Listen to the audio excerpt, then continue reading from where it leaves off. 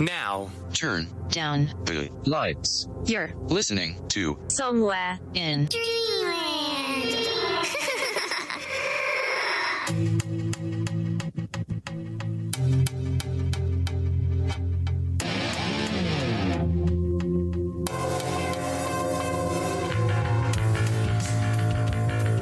Welcome back, dreamers. I'm your host, Ken Mark, and you're listening to Somewhere in Dreamland. Be sure to check out the show on your favorite social media outlets and on the Dreamland website at www.dreamlandpodcast.weebly.com, where you can listen to the show live, check out older episodes, get links to past guests, and find the Dreamland merch store. That's www.dreamlandpodcast.weebly.com. Coming up this Thursday, May 12th, I'll be speaking with internationally renowned psychic medium Erica Busserhain. And next Wednesday, May 18th, author and paranormal investigator Bobby J. Gallo will join me to discuss some of his evidence, investigations, and his brand new book.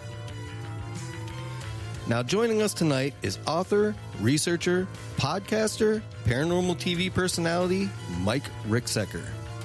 Mike is the author of several books, including A Walk in the Shadows, A Complete Guide to the Shadow People, Alaska's Mysterious Triangle, Ghostorian Case Files, and the Encounters with the Paranormal series.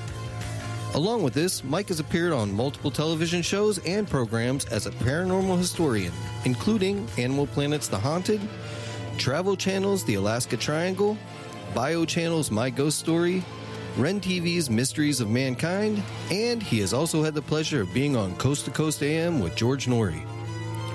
Mike also produces his own internet shows, Ghosts and Legends, Paranormal Roads, and Friday Night Ghost Frights. On Tuesday nights, Mike hosts the Edge of the Rabbit Hole livestream show and Beyond the Shadows on Haunted Road Media YouTube channel. So, how in the heck are you, Mike? I'm doing pretty well, Ken. How are you doing? I'm good, man. I'm really excited to talk with you. You got to slow down a little bit, man. You're a very busy man. You've got you're trying to take this whole strange world on all at once, I feel like. Yeah, it's not happening anytime soon. As far as the slowing down goes, I'm going to be out in Boulder, Colorado, the end of this week, and then in Buffalo, New York, the beginning of next week. Followed that by the Parapsychon event at the Ohio State Reformatory the following weekend. So lots going on. The joys of being famous and in demand, huh? I don't know about famous, but I appreciate it. You're pretty well known, man. Like I consider you famous. Like you've done everything as far as I'm concerned.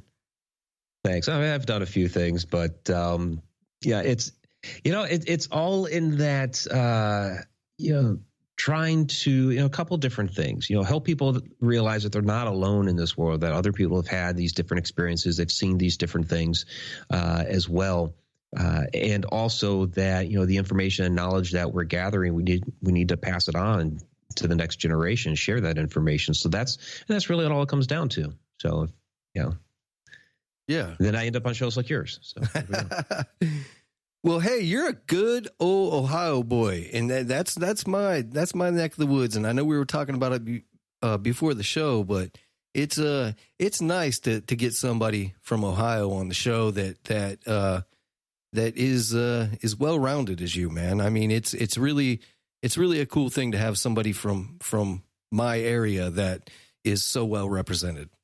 Yeah, originally from the Cleveland area. I've moved back here a few years ago, so I'm proud to represent Cleveland for sure, and of course the state of Ohio. And there's a lot of interesting things here in Ohio, whether it's ghosts and haunted houses, UFO sightings. There's a lot of ancient earthwork structures here. So Ohio has a little bit of it all.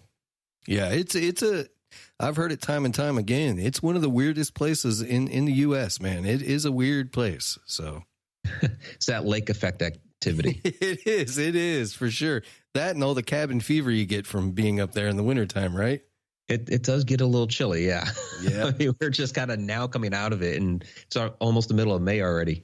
Yeah, it's been cold down here the last couple of days, but we've been in the 90s, so, Oof. But hey, so I want to ask you, what was the actual catalyst that got you into all this strange?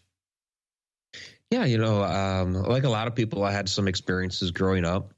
The first major experience was a shadow person encounter when I was about 8 years old. Of course, I had no idea it was a shadow person at the time or anything like that. I woke up in the middle of the night, and standing in the corner of my bedroom was this tall, dark figure.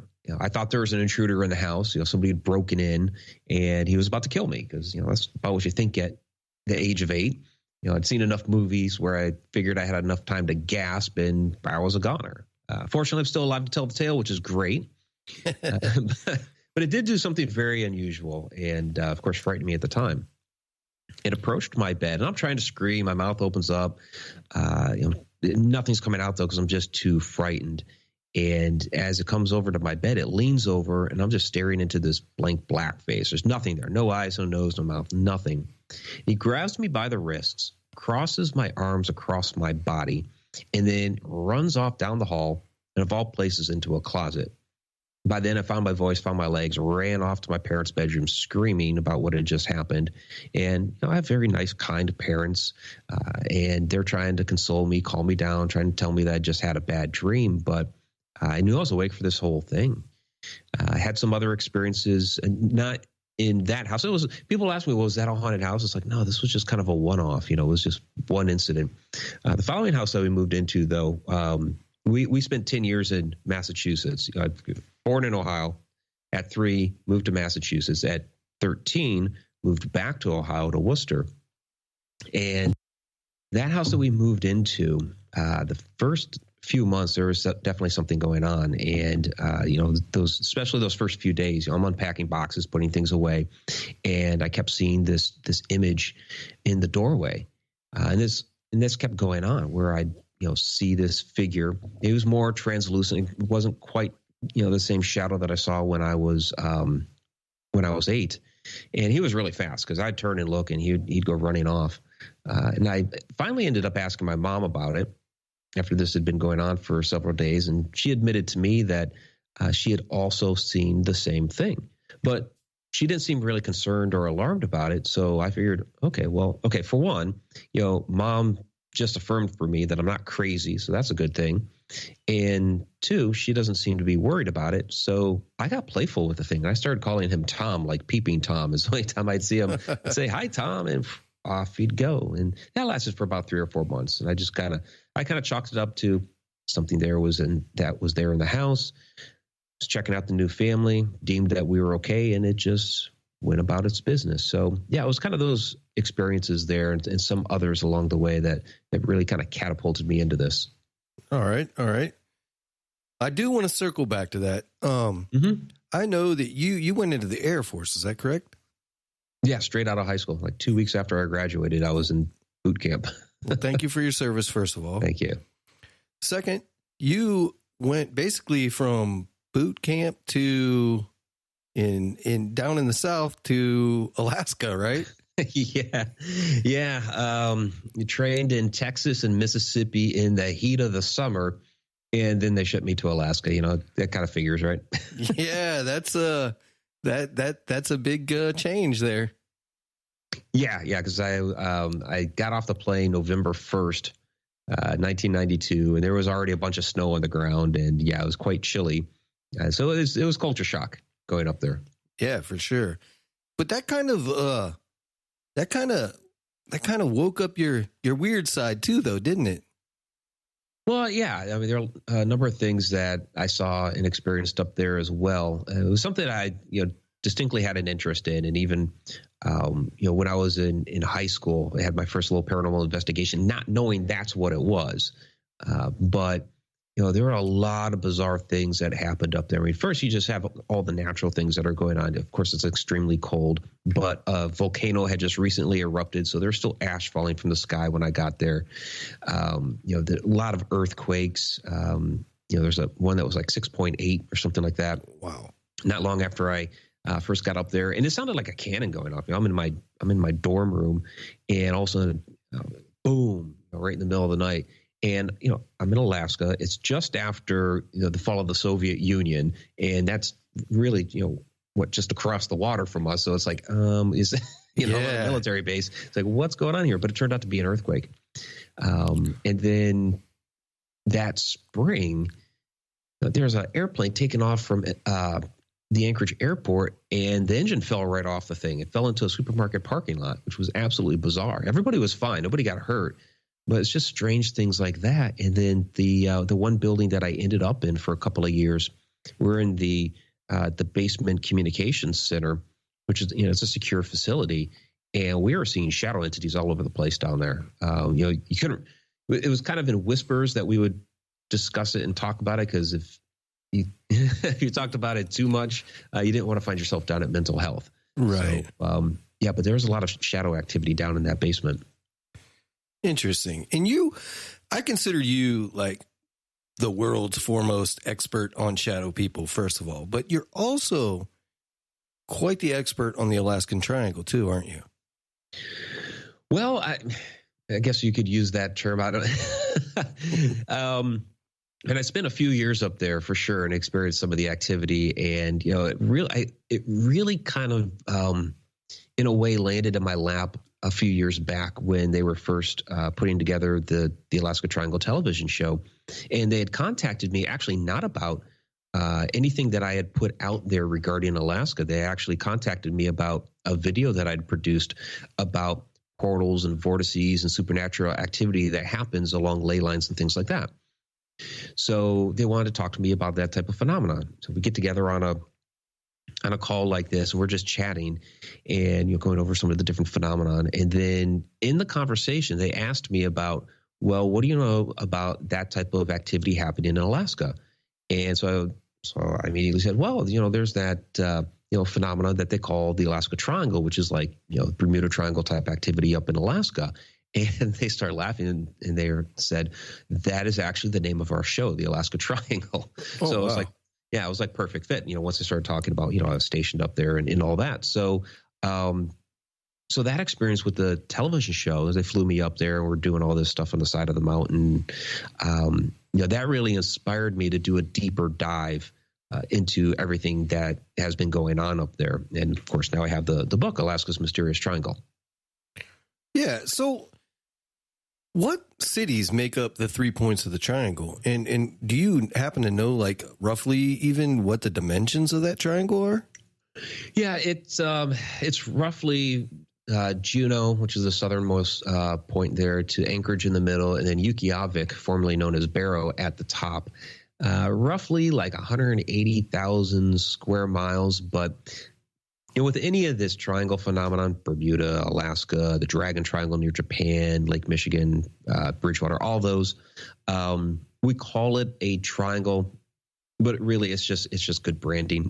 Yeah, you're looking at an area that has a lot of this activity, and you're picking these rough 3 points that kind of encompass it. It's more like it's really more like a circle that it extends out into. Because I've had, honestly, I've had people, contact me, regarding my book or the television show or what have you, because we'll talk about cases that fall outside of that conventional triangle shape, and they're like, "Well, that wasn't within the triangle." It's like it's not a perfect triangle, guy. Yeah.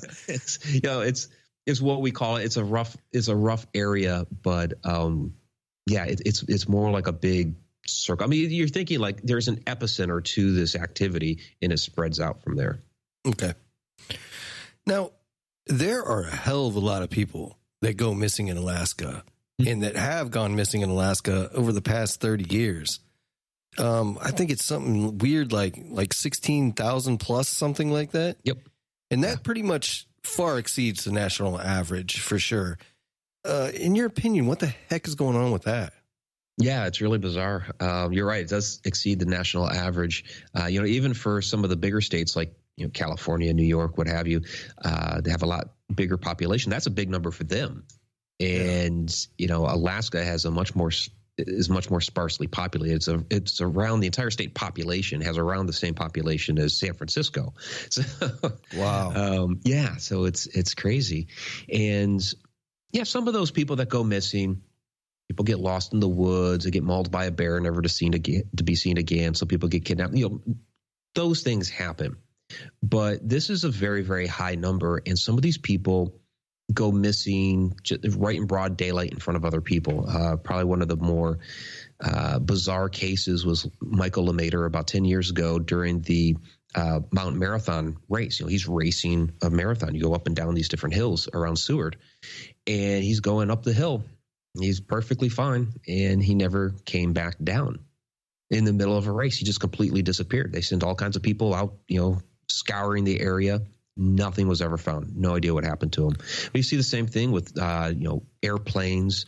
The most famous one was the Hale Boggs, Nick Begich disappearance in 1972. The guy was the House Majority Leader. Hale Boggs was at the time. It was the biggest search and rescue mission in U.S. history up to that point. They even had spy planes out there looking for him, and nothing was ever found. So, so people wonder what's going on with this.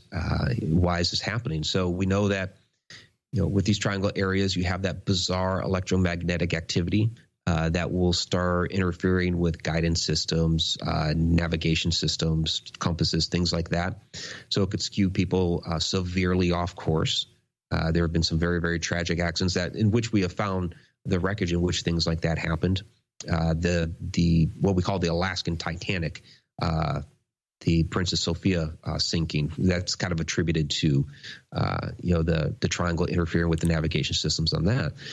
Some of these people, we believe, have disappeared through portals. That portal activity has been spawned by the vortex energy that's welling up, and they disappear through those portals into some other dimension. Maybe they appear at some other point in time, perhaps in the future or in the past.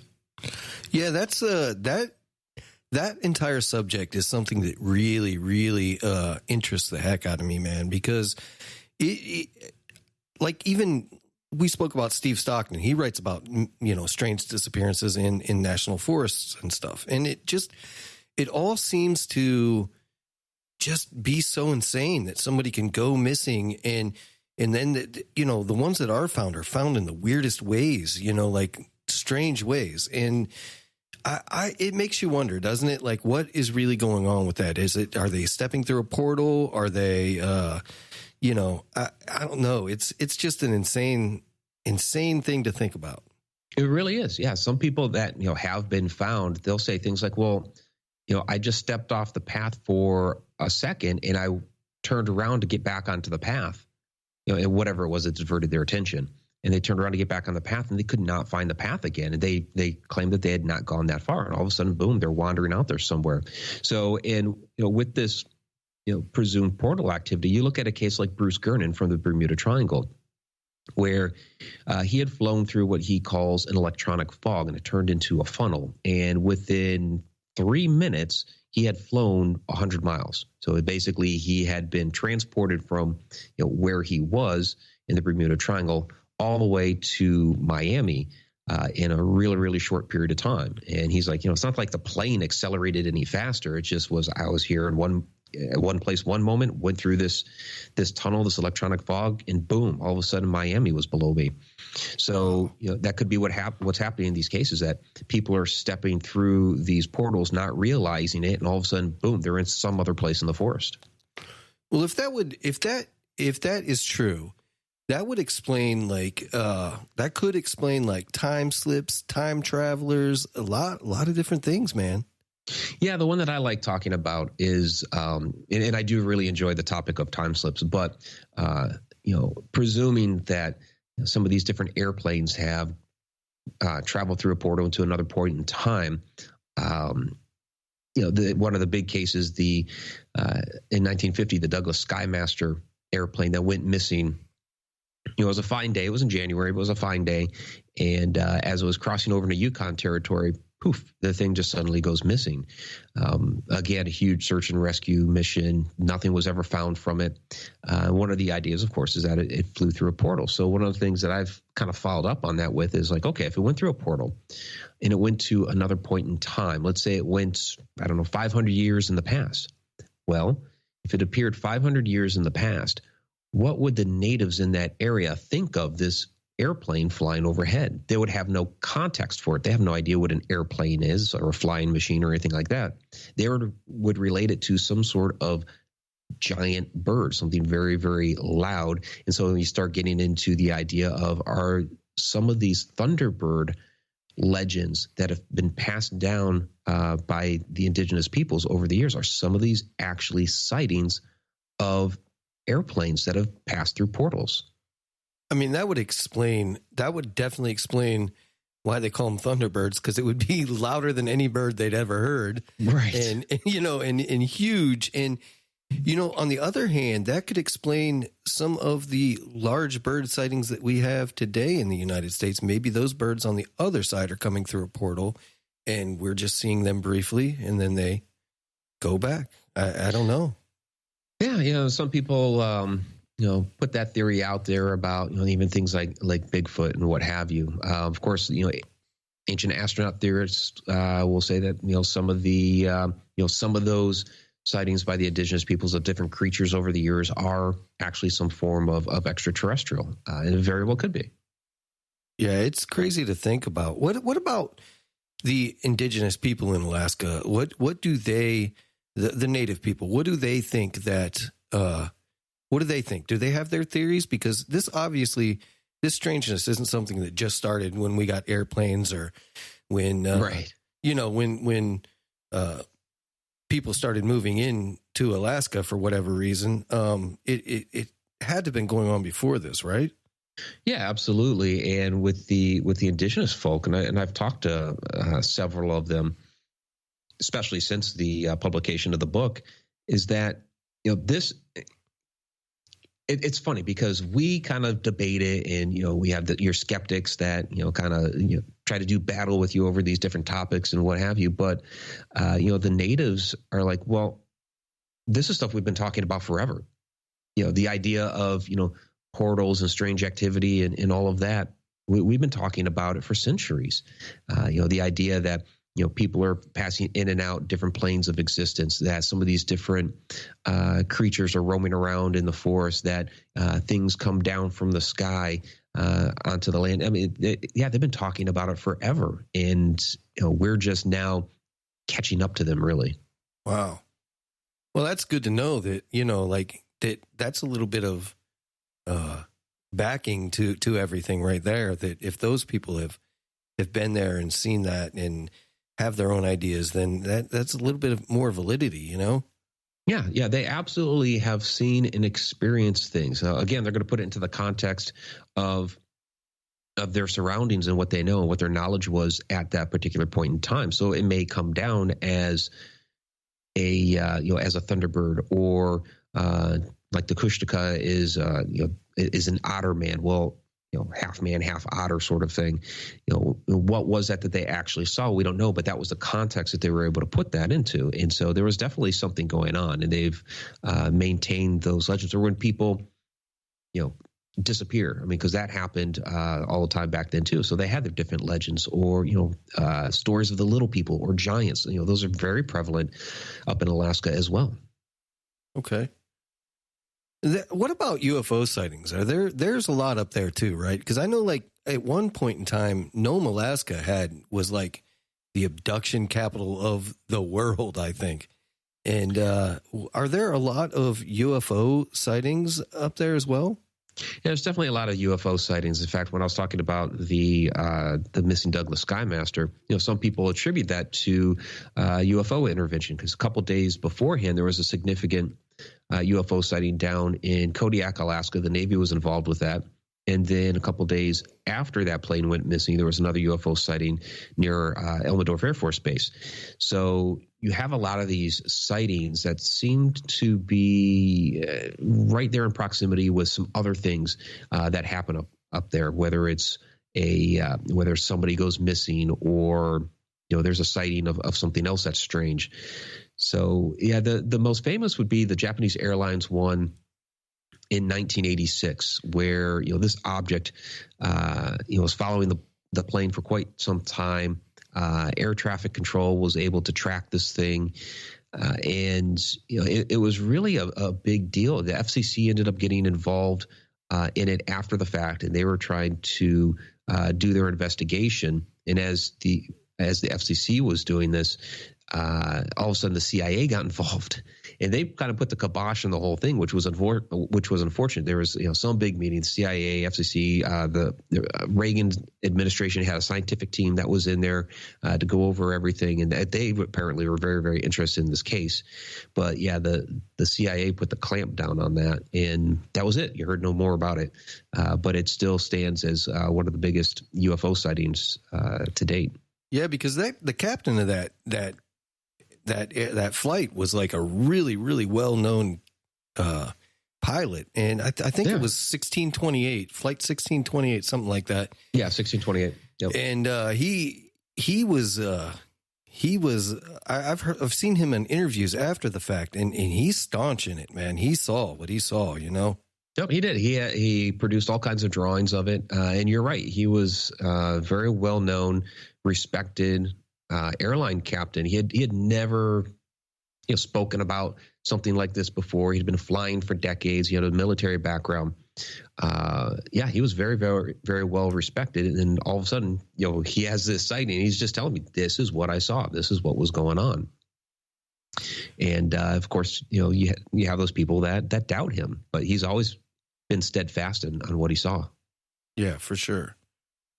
So what in the heck is going on underneath of Alaska? Because there's a lot of weird stuff, right? Yeah. Kind of mentioned before that, there's volcanic activity. There's a lot of seismic activity. So you get a lot of earthquakes, so the land is shaking and moving. There's also a large assortment of magnetic anomalies that are very measurable. The U.S. Department of the Interior in 1965 did a study up there. It was only of a sixth of the state, because Alaska's huge and very remote. So they surveyed 100,000 square miles and found within it what they called 5 magnetic characters, very distinct, very different from each other. And a few of those they described as negative anomalies. So yeah, you have our government telling us that there's strange stuff going on with the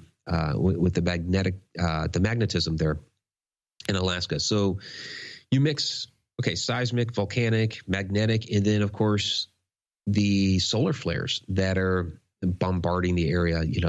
That's why we have the aurora borealis. The solar flares are, the protons and electrons are bashing against the magnetic shield there. And at the north, but it's thinner there than in other areas of the globe. So it's thin there in the north, thin in the south. So you have the aurora borealis or australis. And so it becomes this, really soupy cocktail of different energies that just wreak havoc on the entire area. All right. Plus,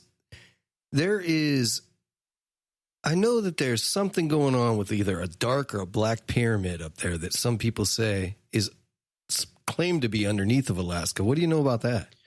Yeah. There are stories of it would be one or two names, dark pyramid or black pyramid. It's interchangeable. This came about really just before I got stationed up there, where there was a news report that ran one night on one of the anchor stations about China was doing some nuclear testing. So we knew the shock waves were going to come. So the geologists set up their equipment to do some measurements when the shock waves hit the area. And when they made those measurements, they detected in one certain area under Mount Denali that there was this pyramidal form under the mountains there. And so after this story ran, one individual, his name was Doug Munschler. He was stationed there at Fort Richardson, right next to Elmendorf Air Force Base. And he was really intrigued by this. And so he was calling up different, family members and friends and things like that to see if they had seen the story. And if they hadn't, tune into the news for, whatever follow-up may happen, or if another station would run the story. And the story was never run again. It was just this one time. So Munschler went down to the TV station to inquire about it, and they told him, "No, we didn't run a story like that. Never happened." And so he was really discouraged.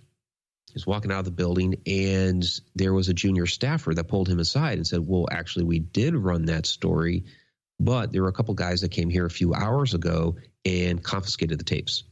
Oh, wow. Right. So you have the story from Doug Munschler, which has gotten out.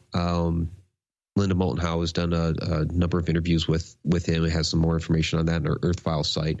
And other people have approached her with various stories and information about this. Other people that were either involved or had seen something there. The problem with the Black Pyramid story is that it's all anecdotal. There's nothing that we can kind of point to and say, here's a structure. This is what we think it did or doesn't. Kind of like with the Giza pyramid. Christopher Dunn has his Giza power plant theory but you can look at the Giza pyramid and make all kinds of theories about what's going on with it. The problem with the Black Pyramid is there's not a structure there that we can actually point to and say it is there because it's underground. For the television show, for the Alaska Triangle, they flew out there to take a look around the area, and there's evidence of abandoned roads and abandoned runway and things like that out in that area. Of course, there's no way to know for certain if it was directly tied into the Black Pyramid or not, but there was certainly some human activity out there. Okay. Now, have you ever looked into ley lines out there? Because you mentioned it earlier, and Strange seems to follow along these lines. Have you done any looking into that? Yeah, so ley lines are what we call telluric currents, because basically what the ley line is the lining up of all these different sites like standing stones, temples, cathedrals, ancient sites of power, pyramids, that all succinctly line up. And that's the ley, the geographical lining up of these sites. But they're lined up like that because of the energy under the ground, which are the telluric currents. And so, those telluric currents are running all through the earth. And when you have them cross, is when you get those big, those really big things that happen. And so Bermuda Triangle is one. The problem with the Alaska Triangle is that you don't really have those ancient sites of power up there. There's unless they're buried under the ice somewhere.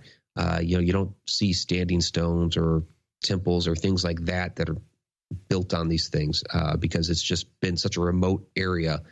So those things don't exist there. But all of that said, yes, there's definitely some distinct magnetism that's going on up there. Of course, you have the measurements from the Department of the Interior, but when we were doing the filming, it was just kind of a shot in the dark. Let's get some dowsing rods out and see if we can find something. And sure enough, you can see it in the final episode of season 1, where we did find this line that was going seemingly from the top of Flat Top Mountain down into Anchorage. So that was pretty interesting. It's kind of like, okay, here's one of those lines right here. Yeah, that is interesting. And what do the I know that the indigenous people there, they believe in that there's what they would call stargates and things like that, right? Well, yeah, you have indigenous peoples and ancient peoples from all over the world that believe that there were different stargates there. So yeah, that's one of the things that when we talk about the different portals that may exist in Alaska, the indigenous peoples are like, yeah, of course, we've known about those things for forever. They do exist. We just hadn't been listening to them. Right. But that's one of the things that's believed that these different ancient sites of power were used for. Whether it's Stonehenge or the pyramids or Karnak or the Rollright stones, that people would go into these areas either for healing power or to enter into altered states of consciousness or to pass through some sort of portal or stargate.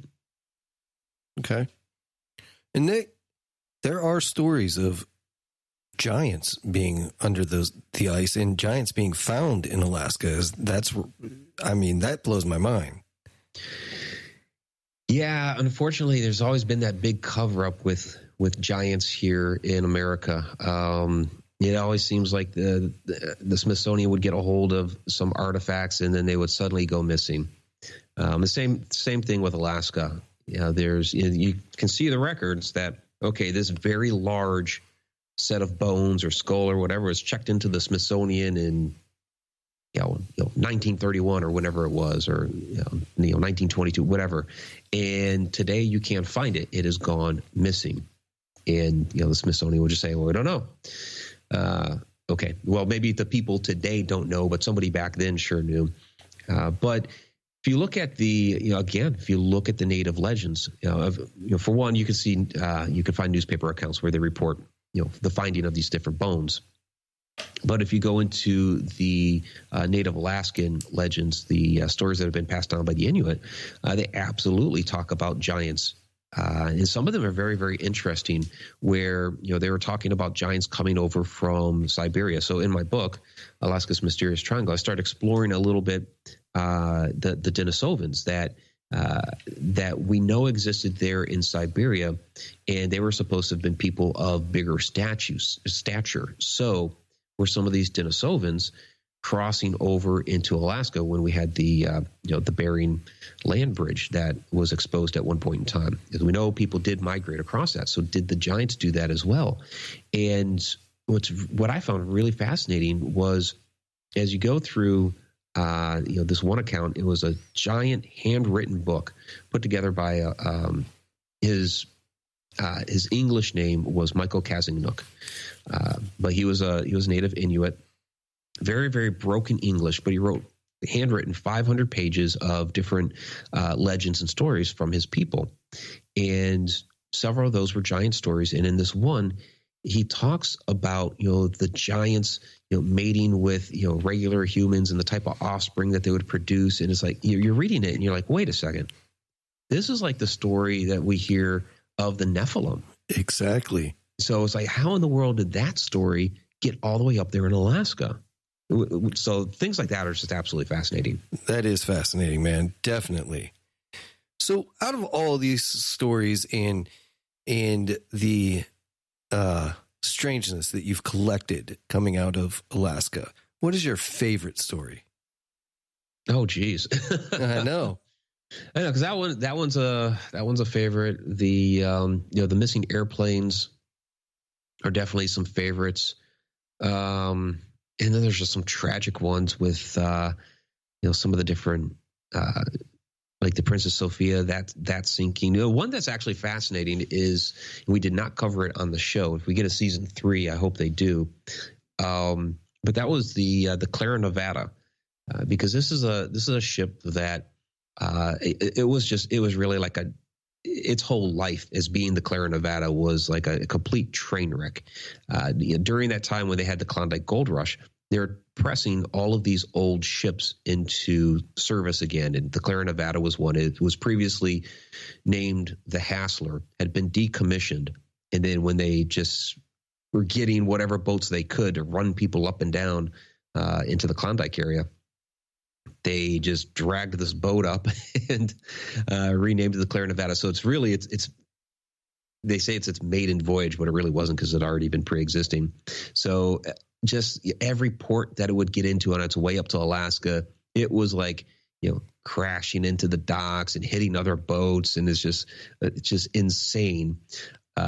So they finally get up there to Alaska, drop off these people, grab some others. They grab also a load of gold from the Klondike. And as they're heading out, the last time it is ever seen is a fireball. So all of a sudden the boat explodes, or there's a lot of different theories as to what happened. Did it explode? Did somebody set it on fire? There's like a whole murder mystery story that goes along with this boat. As far as, were people conspiring to steal the gold? Because they found no survivors. There was only one body that they ever found. But yet, if you track down the names from the manifest of the people that were on this boat, you were able to find them in the history later on. Like the captain of the ship ended up becoming the captain of other ships, which also met with some ill fates. Others that had been on that ship ended up working for some different logging companies and things like that up there. So for a boat that, you know, supposedly had no survivors, there were survivors that were working at different places. And the question becomes, where did the gold go? Yeah. That is crazy, man. So there's a story up there that is fascinating as heck to me. And that's the one where the whole Inuit village disappeared. Yeah, that was an interesting one. There was a trapper who he was looking for some shelter. He had been through that area before when there had been people in the village, came upon the village, everybody was gone. And it looked like it was just very recent because, you know, there were still some, you know, little fires going. There was, you know, still some food around, things like that. They left everything. You know, all their weapons were left, and it's just a bizarre thing. But there are like no tracks of this mass exodus out of the town, so you didn't find any of, you know, footprints that you should see of, you know, all these people going somewhere. So very bizarre case. And when he went and got because this was actually across the border in Canada, when he went and got the Mounties, the Mounties stated that they saw these blue lights in the sky. Interesting. That's really crazy, man. I mean, you would think, like, if they were going to leave, they definitely would have taken weapons with them for hunting at least. And it makes no sense at all. Yeah, anything that they needed to survive out in the wilderness, they left all of it in the town. So yeah, is very bizarre. Now, there was a really, really cool abduction case up there in 2008-ish, wasn't there? I mean, there have been abduction cases up there. Which one are you referring to? Oh, I was thinking about the one with there was gray aliens involved, and I believe I can't remember the guy's name now. Oh, there have been a lot, man. But the one that I find interesting is the little boy that just showed up out of nowhere, and these guys up there that were hunting. They had some snowmobiles and things like that. And all of a sudden, the one guy notices this boy that's just, you know, kind of standing amongst these bushes, and, you know, it approaches the boy, you know, to find out what happened. He notices there's no tracks around this kid at all. You know, not even his own. It's just the boy standing there in the middle of the snow, no tracks. Like, where in the world did he come from? And so the boy told this very, very interesting story that, you know, he had been abducted by the little people and had actually been inside of the mountain there, where he met this other little girl who told him that she had been there for like 40 years, but she didn't age at all. That she was there, never aging in this. It was kind of like some sort of weird interdimensional pocket. And after being there for some time, the small beings let him go, and that's where he appeared. It's in the middle of the snow by these bushes. Wow. That's insane, man. That is really insane.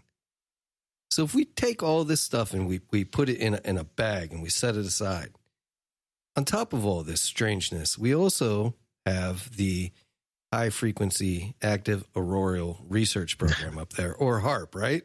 Right. What a strange place to put that. I mean, HARP is something that's fascinated me ever since, you know, I've got into this stuff, because there's just so many questions with it. You know, like, first of all, why Alaska? And second of all, what in the hell is the purpose of it? Because it was supposed to be to make an artificial aurora, right? Well, it's one of the things they ended up doing with it. So they say that the purpose of it was to do testing in the Earth's ionosphere. Alaska makes a lot of sense, actually. For one, we've talked about the strange electromagnetism that is there coming up out of the ground. And it's also the Earth's magnetic shield is thinner up there. So if you're going to be doing testing of the ionosphere, having less protection by the magnetism of the Earth is better to do that testing. they started doing that in 1993. I think it was 2006, 2007 when they created the artificial aurora. And that's what really got everybody concerned, that they were able to do this. There have been people that have talked about HAARP being able to change the weather, to be able to imbue some sort of mind control. Yep. And you have some pretty reputable people that are talking about this. Now, HAARP is no longer controlled by the military. It's no longer controlled by the government. They've given that over to University of Alaska Fairbanks, which had been partnered with them throughout its run anyway, but they just ended up handing it to, well, they shut it down for a year, and then they reopened it with the university there. So that tells me that whatever it was that they were trying to do there, they figured out, and they were able to move on. They spent that year clearing out whatever they needed to clear out, whatever secretive stuff that needed to be removed. And then boom, okay, university can have the whole thing. You got to think about it. You were talking about some highly advanced technology, but it originally opened in 1993. That's almost 30 years ago now. Well, our technology has really advanced in a 30-year period of time. It's become very, very miniaturized. So I believe what has happened, and the reason why they went ahead and let it go, is that technology that they had developed over time, just like with everything else, they were able to miniaturize. And there's probably HAARP technology driving around in a van somewhere, or maybe it's in somebody's briefcase, and maybe it's gotten that small. And what they're able to do with it, with these radio waves that they emit, they've probably really compacted that now, and it's mobile, and they can drive around and be able to utilize it. I've heard lots of different stories all over. There are actually groups of people, and you can find them on Facebook, that swear that there's HAARP technology in their hometown, and that they've been controlling people's minds with it. And I really just read a book too that had something to do with it. It wasn't necessarily HAARP, but it was with the military and sound waves and radio waves controlling people. And it's just bizarre. If we can do that, like, of course we would test it on ourselves first. Well, yeah, because that's what we've already done. But yeah, the idea is that after it hits the ionosphere and comes back down, it comes back down as an ultra low frequency wave.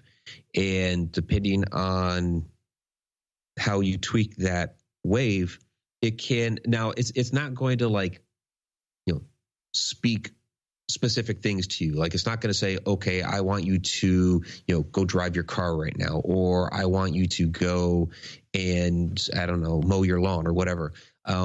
What it does is it creates it can create a sense of dread in you, or you can make you really anxious or something like that will cause you to go do certain things. So if you want to create a panic in somebody, then you would tweak that wave, that ultra low frequency wave that comes down to a frequency that normally would create a panic in somebody. We don't know what the person's going to do when they go into that panic, but you have essentially, created a form of mind control, because you did create a panic in them, and they're going to go off and do whatever they're going to do. Yeah, it's insane, man. And do you think there's any validity behind the claims of the weather change thing? If they're able to create an artificial aurora with this thing, why not? Yeah, exactly. Did it create, like Hugo Chavez saying that it created the earthquake in Haiti? Was it able to do that? I don't really think it was able to create an earthquake in Haiti, but could it do something to create a storm somewhere? Yeah. Possibly, yeah, because you're talking about those waves coming back down and interfering within the atmosphere. So I think aurora's up there in the sky. So would clouds and electricity that would charge the thunderstorms and things like that. And you hear about these things coming out of China too. I guess China has some form of this type of technology where they have been able to modify the weather a bit. It's insane. I mean, that's a great tool, especially like if you need cover or anything like that. Create a storm and go in with your military, and there you are. Well, and that's always the thinking. How can we militarize this? Yep, for sure. So I kind of want to transition a bit into shadow people, because I got to pick your brain on this, because I know that you are a wealth of knowledge on shadow people, and it's something that is very interesting to me. And you mentioned before that you had some shadow people thing in Alaska as well, but I feel like there's a big misconception with this phenomena, and I feel like everybody thinks that this is a new thing. And that just isn't true, right? Like, how far back does this thing go? It goes back into time immemorial. It's not a newer thing. People point to the Art Bell interview with the Native American shaman, and I forget his name. It was around 2000, and they try to say, well, this is when shadow people were first reported, and people have kind of run with it since then. And it's like, no, this has been around for forever. We see. Back in ancient Sumer, they called it a demon. It was known as Alu, and he had a lot of these different characteristics of shadow entities, where it's hovering over people's bed. It has no facial features, kind of like with shadow entities, we don't see any facial features. It actually had no limbs either, which was pretty scary. But then in their culture, they would invoke a good demon to do battle with this, and that kind of escapes us. What do you mean good demon? Well, they had good demons. In like ancient Egypt, they believed in 7 different parts of the soul, and one of those was the kabit, or the shadow. And when the other parts of the soul, or at death, the other parts of the soul would go off to the constellation of Orion, and the Ka, the animating part of the soul, and the kabit, the shadow, would remain here on Earth to roam around. There's a great depiction of this in the tomb of Arinifer in the Theban necropolis, where you have the shadow right there by the tomb with the bowbirds flying off to the constellation of Orion. So this has been with us for forever. And even the term like shadow people, you can find that back like during the spiritualism movement. Madame d'Esperance, who was a very well-known physical medium back at that time, and you can say whatever you want about physical mediums, but when she was interviewed back then, this is 1800s. People wanted to know, what got her involved in this work. Just kind of like what we're doing now, but it's through a newspaper rather than a podcast. And she specifically said, well, I experienced these shadow people throughout my life. And what was interesting is the house that she grew up in was a haunted house, and she had both ghosts and shadow people there. And she was actually afraid of the ghosts in that house, and she would actually run to the shadow people for protection. But later on, when she got older, she got married and went off to live in a different house, there were other shadow people in this newer house, and she didn't like them as much. So it kind of adheres to the fact that all shadows are different. There's not like one, okay, what's a shadow? And they're all like one specific thing. It's like, no, there are a variety of different things, and yes, they have been around a long time. All right. Now, on average, when do people tend to see shadow people the most frequent? Like, is it normally at night when they're in bed, or is it just all different times? Yeah, people can see shadows all different times of day. You can see them in broad daylight. People see them out in the woods. I mean, sure, you have a lot of the stories where, like my very first experience where, you wake up in the middle of the night and there it is standing there. But, like when I was, the story of me, putting things away in my bedroom as a kid when I was seeing them. It was broad daylight in the house. But yeah, people see them all different times a day. It does not have to be at night. Yeah, I actually had when I was a kid, I actually saw one, and then later as an adult, I'll tell you that story. But I was in my room putting toys away, just like you were talking about, and seeing someone walk past the door, and it looked like I only caught the shadow. And I thought it was my mother going into their bedroom, and I turned the corner to go in there, and it was completely empty. It gave me the creeps, man. Like, I saw that shadow though, and I saw it more than once in that house. But it was just one of those things, like, what do you do with that? Yeah. Some of them, it's just like that. They're just walking down the hall, and that's it. they're not doing anything, nasty or nefarious. So, you have some people try to say, well, they're all, dark and evil, dark is the dark and things like that. It's like, yeah, some of them are, but to me, it's going to sound overly simplistic. Shadow people are like humans, with us, some humans are good, some humans are bad. Same with shadow people. Some shadow people are good, some shadow people are bad. It just depends on the specific shadow, whatever their agenda is. Some are actually benevolent and help people, but most are just rather benign. They're just, standing there staring, not doing anything really in particular. Of course, it's, creepy and it might be intruding in on your space and all that, but most of them are just standing, staring, watching, observing, or you have ones that are just walking down the hall or darting across a room and you just see it, it's like a glimpse of it and it's gone.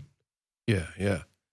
Now, are there any stories or people that have had experiences out there where something has actually injured them or a shadow person has done something terrible like that? You'll get stories like that, yeah, where, some shadow has, gotten physical with them. I mean, the first one that I had got physical with me. It didn't injure me, but it did get physical. Case that we worked on that was featured on The Haunted.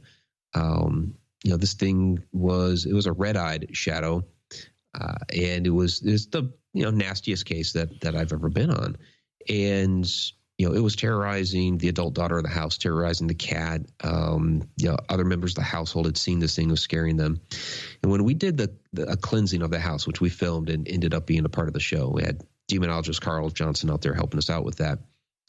This thing is. She had come into the house to use the bathroom. We had originally had the family stay outside, but she needed to, come in and do her thing. And we found her in the master bedroom talking at something against the wall and, asking questions like, why are you here? Why do you keep coming here? Why are you terrorizing me? Why are you terrorizing the family? That sort of stuff. So Carl decided to do a blessing over her. And as he's doing this, she all of a sudden doubles over in pain, like she just got punched in the gut and falls to the floor. So we pick her up, get her on the bed. She's okay. She's kind of shooken up. Later on, when I listened back over my audio, there was an EVP right there that said die right as she got punched in the gut. So you hear this die, and then you hear her as she gets punched in the gut, falls to the floor. Fortunately, we are able to do a really, really good cleansing of that house. And they've been, that was over 10 years ago now. They've been fine ever since. But that was one that definitely got physical with her. That's insane, man. That's insane. So I'd like to go through just a few theories with you real quickly. Maybe speculate on a few of them. But I have some of my own ideas, and I know there's tons of theories out there with the shadow people. What do you think about them being possibly doppelgangers? So, the quick answer is yes, but I think we need to examine exactly what a doppelganger is.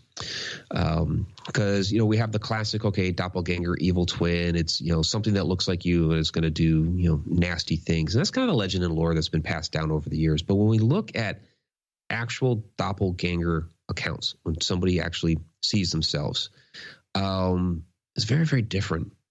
So like the famous German poet Goethe, he's traveling to this one city in Germany, and along the side of the road, he sees this man in this gray suit that's gold trimmed that suddenly disappears.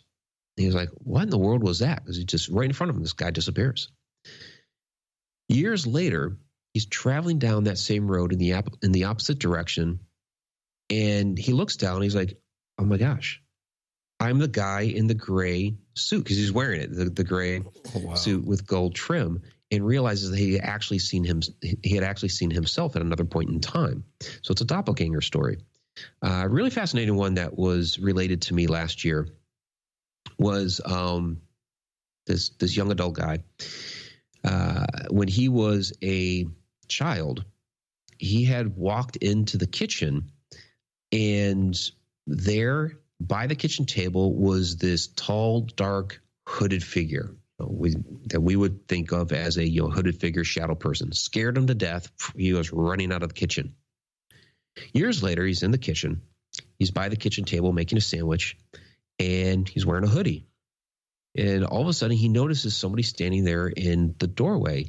And it's this shorter shadow type person that all of a sudden runs off. And he realizes right then, oh my gosh, that was me as a child. And when he was a child, he had seen himself. So it's really, a lot of these doppelganger accounts, I believe, are actually time slips where people are getting a glimpse of themselves at another point in time. And that one particular one, they happen to be in shadowy form rather than, full blown, full figure. Wow. That's a crazy story. They're both crazy stories, man. Like, I don't know if I could ever have that much attention to detail, but I've never had like anything that really stuck with me, like an experience like that, but I'm sure that something like that would stick with you. And several years later, you'd remember that and think, oh my gosh, Oh yeah, absolutely. What do you think about the alien theory? Oh, some of them are definitely extraterrestrials. A lot of different possibilities when it comes to that. Are they projecting themselves? If it's just a projection of consciousness, which some of these are.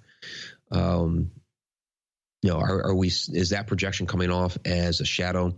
There's the idea that they're using some sort of cloaking device, that they're here trying to study us, learn about the planet. And of course, they don't want to be seen. Just kind of like, if we're going to go to another planet that has intelligent life, we might not want to be immediately seen. We might want to watch and study it first. And, they don't fully understand the physiology of our eyes, and whatever cloaking device that they're using comes off more of a shadow, or some people report seeing like a shimmer person type of a thing. So, yeah, some of these are certainly extraterrestrials. Okay.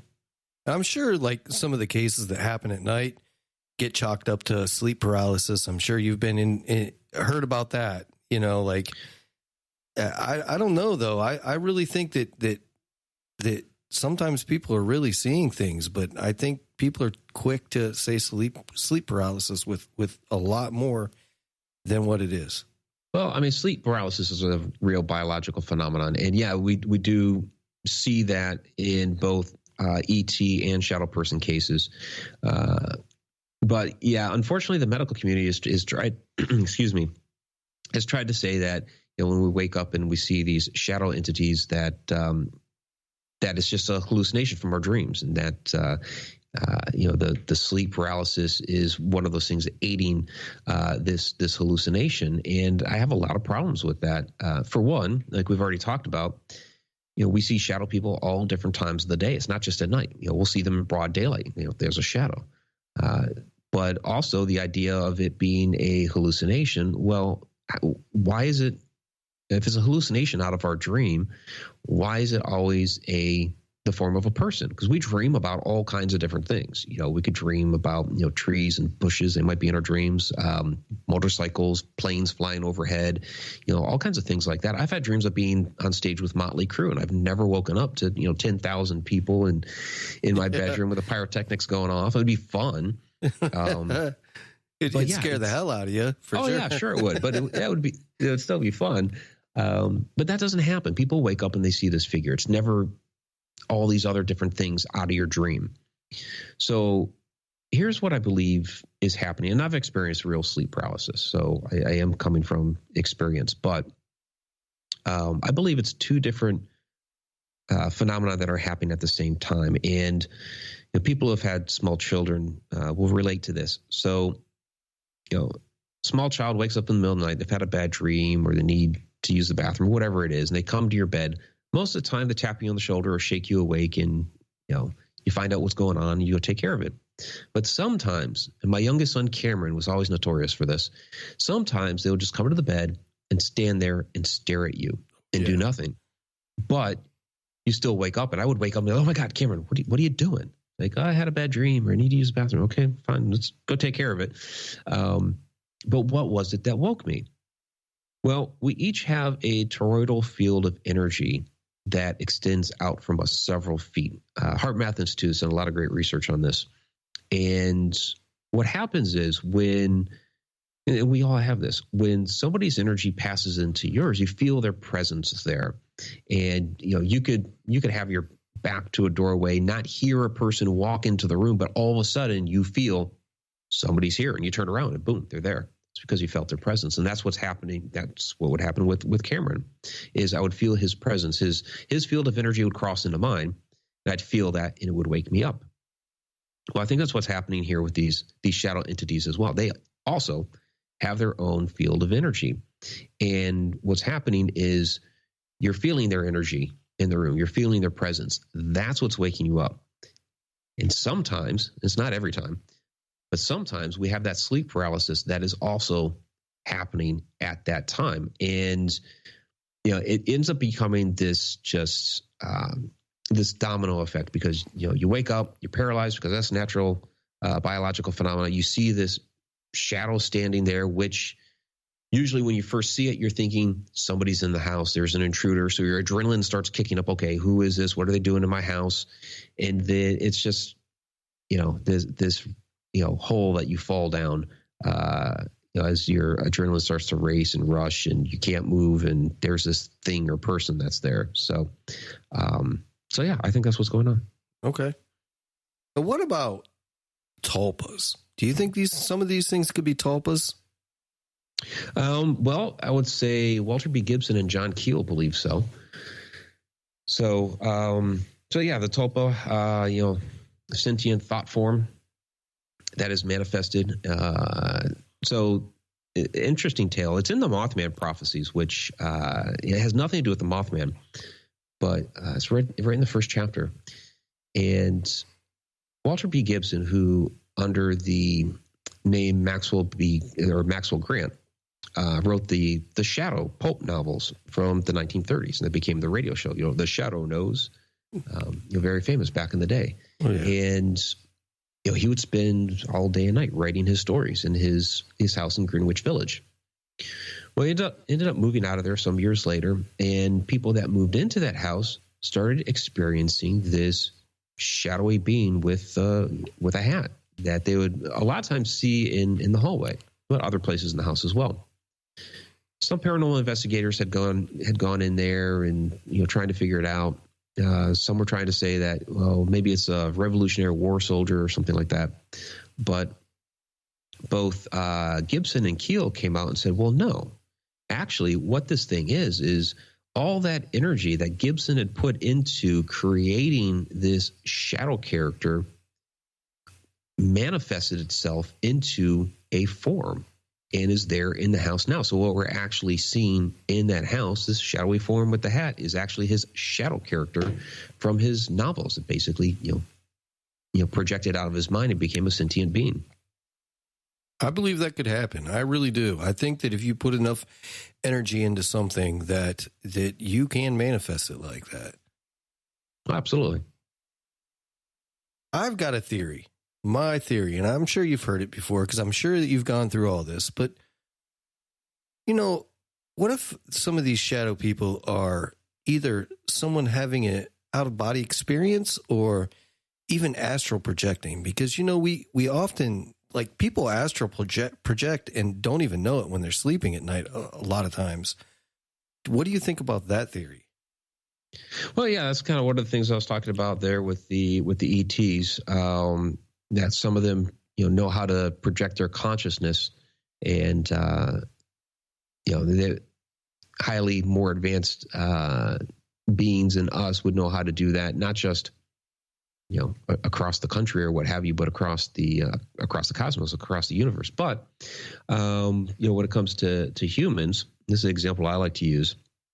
Take a grandmother who lives several hundred miles from her daughter and her grandchildren, but knows how to astral project and wants to go visit, which isn't so easy being so far away. So, at night she projects her consciousness into their house. It's just kind of like, oh, there's my daughter. She looks good. And there's, the grandchildren, they look good. What happens if one of them happens to look right at her or wakes up? And, how does that energy, that projection of her consciousness look like to them in that house? Does it come off as a shadow? Does it come off as, some sort of apparition or some sort of shimmer of energy? It could be any one of these things. But yeah, I certainly believe that it could be the projection of someone's energy or consciousness. All right. Now, I've been doing quite a bit of research into heritage and genealogy when it comes to like paranormal experiences and alien abductions and things like that. And I found some pretty interesting things. Have you ever looked into any of that with like people that experience shadow people? I'm sorry, I looked into what aspect? Like if it had anything to do with like if someone with a certain heritage or genealogy are more likely to see something like that. Yeah, I mean that sort of thing passes down. So we talk about DNA that's been passed down. Of course, we know that with psychic mediums, a lot of times that trait will get passed down into other generations. So there's something inherent, some sort of genetic marker within the DNA that will certainly aid in that. I take that even further though. Because, some people just become tuned into this sort of thing. So, some people are kind of more prone to see shadows and apparitions than others, or will see more apparitions and shadows. And that may have something to do with genetics. Like if you had, like a grandmother or, a father or somebody that saw a lot of this different type of phenomena, you would be more apt to be able to see it as well. But I also think that the more you start experiencing a particular type of phenomena that, because everything's energy, vibration, frequency, that your body will recognize that and become more in tune to it. So when it's there, you're more easily able to recognize it. Okay. Now, I'm going to tell you my little shadow man story. And I don't know if it's really necessarily a shadow man or a hat man story, because I don't know if they're the same thing or not. What do you think they're the same thing? The hat man's a type of shadow person. Okay. So when I was a young whippersnapper, I had my first child and he was about 4. He was a good kid. I used to work late nights and I'd come home and I'd sleep and I'd wake up around 9 o'clock, something like that. And he'd be out in the living room, watching his cartoons, eating his cereal, and one morning I came out and I said, "What are you doing, buddy?" And he says, "Oh, nothing, just watching SpongeBob." And I said, "Oh, cool." And he says, "Hey, Dad." I said, "What?" He goes, "Who's that man in your room?" And I said, "What man in my room?" He goes, "That man that stands in the corner all the time and just watches you sleep." And I go, "What are you talking about?" Because it freaked me out. And he says, "There's just a guy that stands in your corner. Every morning I see him. He just stands there and watches you sleep." And I said, "What does this guy look like?" "Oh, he's tall and he's dark and I can't see his face and he has a hat on." I said, "He's in there every morning?" He goes, "Yeah, pretty much." Freaked me out, man. And that's what got me on the shadow people thing, because I knew nothing about shadow people at this time. And that got me on the kick. And it was a creepy story for me. I wonder if he still watches me. Yeah, that would be a little disconcerting. It doesn't sound like it was up to anything nefarious, though. It was just standing there staring, watching you. There could be a lot of different things. Some shadow entities, they're just human spirits. They can't fully manifest and come off as a shadowy form. So, who knows? Could have been like, your grandfather and he was wearing a hat and, watching you. Some of these hat man encounters people do report as a little bit more nefarious in nature. My favorite story that I like to tell when it comes to the hat man, because it could be one of several things, is the Albert K. Bender story from 1952. Albert K. Bender is the individual who founded the International Flying Saucer Bureau, when the big UFO flap happened back then. And the organization blew up big within that first year. They had offices that were international, one in the UK, one in Australia. And remember, this is a time where there's no internet. Long distance calls were very expensive. So it's not like you're going international is something that's easy to do, but he did. And, he had his newsletter was putting out and all that. But then all of a sudden in 1953, boom, closes down shop. And people wondered why, what happened? Gray Barker published a book in the mid 1950s, trying to guess at what happened. And he was talking about, well, maybe it was the Men in Black. And that's kind of what people went with for a while. And finally, in the early 1960s, Bender wrote a book, Flying Saucers and the Three Men. And he's like, well, yeah, Men in Black, but let me tell you the whole story. And so what happened was he came home one night, and materializing through his wall in his bedroom were these three dark, shadowy beings wearing hats with glowing eyes and smelling like sulfur. And they told him that he needed to stop all of his research and digging into UFOs.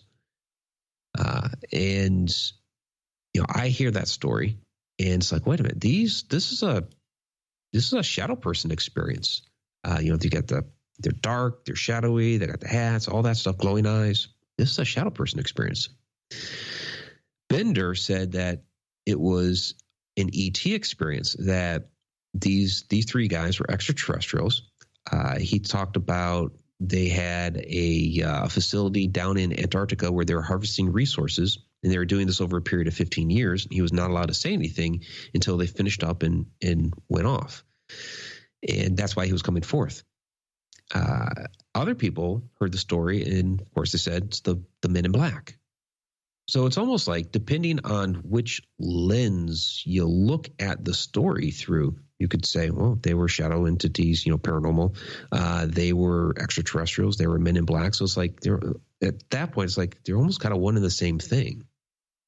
I think that's what makes the paranormal field and, high strangeness so cool, is it just really depends on, like you said, what lens you look at it with, I mean, it could be even right down to an investigation, right? You and I could go out and do an investigation and ghost research, and we could have an experience together right there. You see something, I see something, but we kind of see the same things, but they're different to each of us in one way or another. And I find that one of the most fascinating parts of this field. Oh, yeah. There's a lot of different ideas out there. And, that's why I like having conversations with people, because you could pigeonhole yourself into one particular area of, this is what I believe, it's because of X, Y, Z. And then somebody else comes along and says, well, did you ever think of this? It's like, oh, that's actually kind of interesting. No, I hadn't looked at it like that before, but that puts a whole new spin and twist on it. So yeah, that's something very fascinating with this field. And even coming down to, you could be standing next to somebody and you're both witnessing the same phenomenon. You're each seeing it a different way. Like Mineral Springs Hotel, Alton, Illinois, we saw rolling black smoke morph into the apparition of a little girl, and we all saw the little girl a little bit differently, which is just absolutely fascinating. Yeah, it is fascinating. That's really cool. That is really cool. So to date, on your investigations, what is one of the coolest things that you've ever captured? As far as captures, probably the shadow person at Campbellsville Grade School. I mean, I've captured quite a few different things, but that one was really interesting. It was something that was very playful with us. The photo is in my book, A Walk in the Shadows, and yeah, it was playful with us because we were in it was an old school, it was not in use anymore, and there's a set of doors off the gym that went back into the boys' locker room and then downstairs into the basement, and we kept hearing a lot of things over there. So we'd go over there, investigate, and all of a sudden nothing over there by the doors, but we'd start hearing something over by the bleachers. So, okay, let's go over to the bleachers and investigating over there. All of a sudden we're hearing it back by the door again. So we go back over there. So it was like this back and forth, because then we'd hear things over by the bleachers again. So we're set up there in the bleachers after like the third time being over there. And we're hearing everything going on by those doors again. We're not going over there this time. We're just watching. I'm panning the camera, and you see over there by the doors in the camera this shorter type of shadow person actually walking a little bit. And after we had reviewed that footage, could not debunk it. It's like that is absolutely a shadow person. we went back there and we did like some height comparisons and things like that. And it's like, oh, it's about the height of maybe like a 10 or 11-year-old child, which would make sense for the school. So that was a really, really fascinating capture. That is interesting. Really interesting. So why do you think that so many times shadow people are seen out of someone's periphery? That's called averted vision. It's actually a technique stargazers will use to look at celestial objects in the sky they can't see so well straight on. So your eyes are made of rods and cones. The cones are more toward the center by the optic nerve, and the rods are off on the sides. The cones are more of like they bring in the color, and they're kind of like the high definition camera of your eye, where the rods on the sides, those bring in more light. So because it's more sensitive to light out of your periphery, out of the sides of your eyes because of the rods, that's where people will see different things out of the side of their out of the periphery, and they'll turn and look, and it seems like it's gone, but it's not really gone. It's just the front of your eyes aren't meant to see that form of light where the rods on the sides are. And so again, that's why stargazers will use that technique to see like comets and things like that you can't see as well straight on. Makes sense. So what's next for you, Mike? I know you mentioned you got a couple of conventions coming up, and are you writing anything right now? Oh, I'm always writing. I've been writing since I was 7 years old and haven't stopped. I'm working on another book right now, Connecting the Universe. Just published a blog today on the Ouroboros. It gets into a little bit of the history of the illustration by Theodoros Pelikanos from the 1400s. So that's kind of almost like a little sneak peek into some of the things I'm going to be talking about in this next book. But yeah, I have a lot of events coming up, a couple of filming projects, working on Shadow Dimension Season 2. Shadow Dimension is my docu-series. First season was released last year. It's running free on Tubi TV right now. So I do encourage people to go out there and check out the Shadow Dimension. So we're working on that. And we have the big Ireland tour coming up here in July. Still have a few tickets if people want to jump on board of that. And we also have a Egypt tour next February. I'm jealous of the Ireland one, man. I really am. That's one of my dreams. I want to go to Ireland someday. Well, like I said, we still have some tickets left. Yeah. I have too many kids, man. I can't afford that. But hey, Mike. I have 4 of my own. They're all grown. Yeah, we have 6. Oh, wow. 6, okay. Yeah. They're not grown yet, though. Gotcha. The youngest is 13, so okay. We're good there. We're almost out of the woods. Well, hey, Mike, where can everybody find you? Find all of your shows, find all of your books, get a hold of you if they need to. Where can we do that at? You can find me. My personal website is MikeRicksecker.com. You could also check out my work at the ConnectedUniversePortal.com. That's my online learning platform. And then for all the information about the Shadow Dimension, you can go to ShadowDimension.com. Awesome. Well, Mike, I appreciate being on the show, man. And we'll have to do this again because I just feel like I do with most of my guests, I don't have enough time. I never have enough time to pick the brain fully like I like to. But I do appreciate you coming on the show, man. It's been a lot of fun. Yeah, absolutely. Thanks so much, Ken. Really appreciate it. Awesome.